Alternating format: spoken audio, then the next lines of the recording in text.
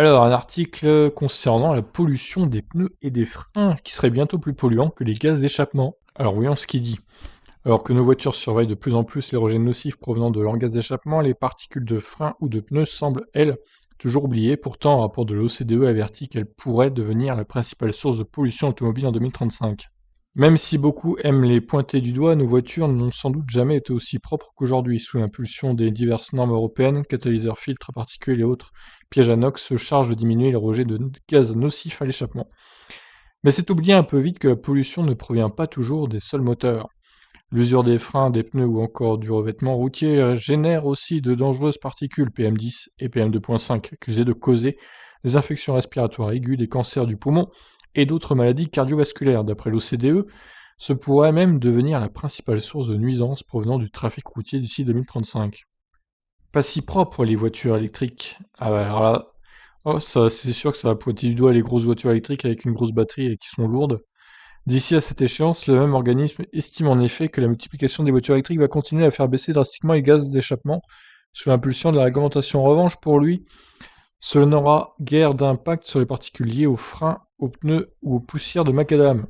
Si les voitures électriques légères parviennent bien à en émettre moins que leurs équivalents thermiques, grâce notamment à leur récupération d'énergie qui évite de recourir trop souvent aux disques et aux plaquettes, les modèles plus lourds seraient au contraire de mauvais élèves. Ceux qui sont chargés de lourdes batteries qui leur donnent une grande autonomie affichent des émissions de PM2.5 de 3 à 8% plus élevées que les véhicules classiques, affirme l'OCDE. Bon bah là clairement Model X, Audi e-tron, Jaguar E-Pace, Mercedes EQC, en gros toutes ces voitures là sont visées quoi, hein. Même mon Kona qui fait une tonne 8, il est très lourd par rapport à la moyenne des thermiques, donc je pollue plus qu'une thermique. Non, calmez-vous quand même, hein, on va se détendre. Dans ce contexte, les préconisations de l'organisation n'ont pas vraiment de quoi réjouir les constructeurs ou les automobiles. Liste. Pour l'OCDE, en effet, la seule solution valable serait la limitation de l'accès des voitures au centre-ville, ainsi que l'encouragement de la marche, du vélo et de l'utilisation des transports collectifs.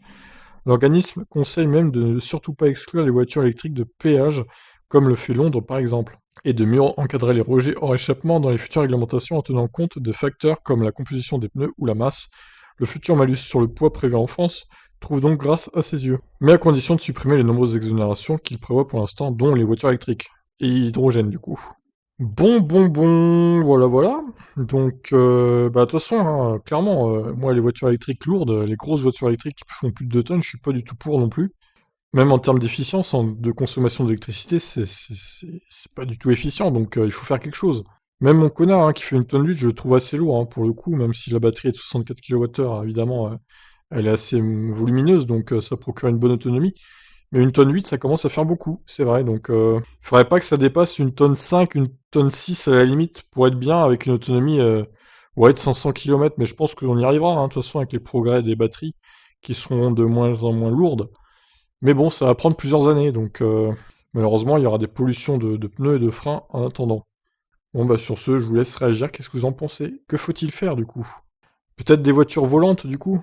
Pas de freins, pas de pneus, ça serait peut-être ça la solution, hein. Sur ce, je vous laisse réagir. Ciao.